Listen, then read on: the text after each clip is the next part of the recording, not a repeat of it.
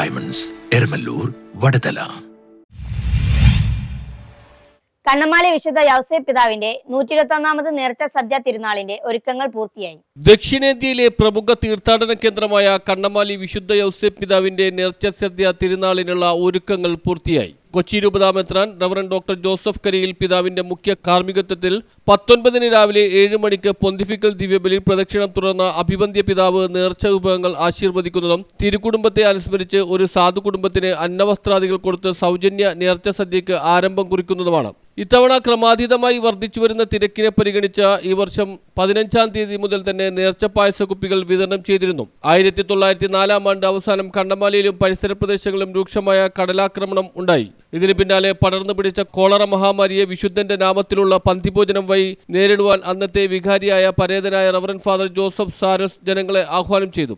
അങ്ങനെ 1905 മാർച്ച് 19-ന് വിശുദ്ധന്റെ ചരമദിനത്തിൽ ആത്മപരിശുദ്ധിയും ദൃഢവിശ്വാസവും ഉൾക്കൊണ്ട് ദിവ്യബലി അർപ്പിച്ച ശേഷം ജനങ്ങൾ കൊണ്ടുവന്ന ഭക്ഷണ സാധനങ്ങൾ ഒരുമിച്ച് പാചകം ചെയ്ത് ഭക്ഷിക്കുകയും രോഗഗ്രസ്തരായവർക്ക് നൽകുകയും ചെയ്തു. വിശുദ്ധന്റെ നാമത്തിൽ ആശീർവദിച്ച ഭക്ഷണം കഴിക്കുവാൻ ഇടയായ എല്ലാവരും അത്ഭുതകരമായി രോഗവിമുക്തരായി. കണ്ണമാലി പ്രദേശത്ത് നിന്നും കോളറ രോഗം എന്നേക്കുമായി വിടപറയുകയും ചെയ്തു. തുടർന്ന് എല്ലാ വർഷവും 19-ന് വിശുദ്ധന്റെ മധ്യസ്ഥ തിരുനാളായി ആഘോഷിച്ചു വരികയാണ്. വിശ്വാസികളുടെ സൗകര്യാർത്ഥം തിരക്ക് ഒഴിവാക്കുന്നതിനും സമയം ലാഭിക്കുന്നതിനും വേണ്ടി മുൻവർഷങ്ങളിലെ പോലെ ബഫേ രീതിയിലായിരിക്കും ഇത്തവണയും ഭക്ഷണം വിതരണം ചെയ്യുന്നത്.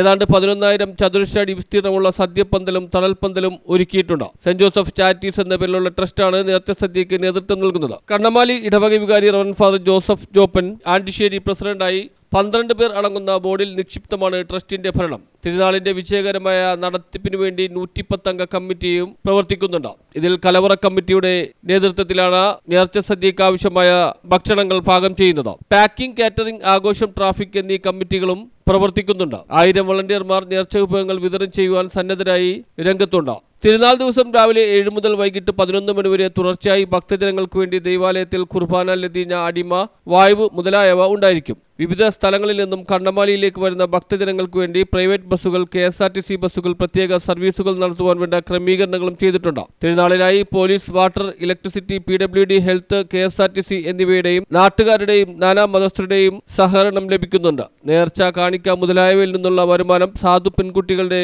വിവാഹ ധനസഹായം, ഭവന നിർമ്മാണം, വൈദ്യസഹായം, വിദ്യാഭ്യാസ സ്കോളർഷിപ്പ്, സാധു വിദ്യാർത്ഥികളുടെ യൂണിഫോം തുടങ്ങിയ കാര്യങ്ങൾക്കായാണ് വിനിയോഗിക്കുന്നത്. ആഘോഷ കമ്മിറ്റി കൺവീനർ KV ജോസഫിന്റെ നേതൃത്വത്തിലാണ് ഒരുക്കങ്ങൾ നടക്കുന്നത്. News bureau, Kannamaly.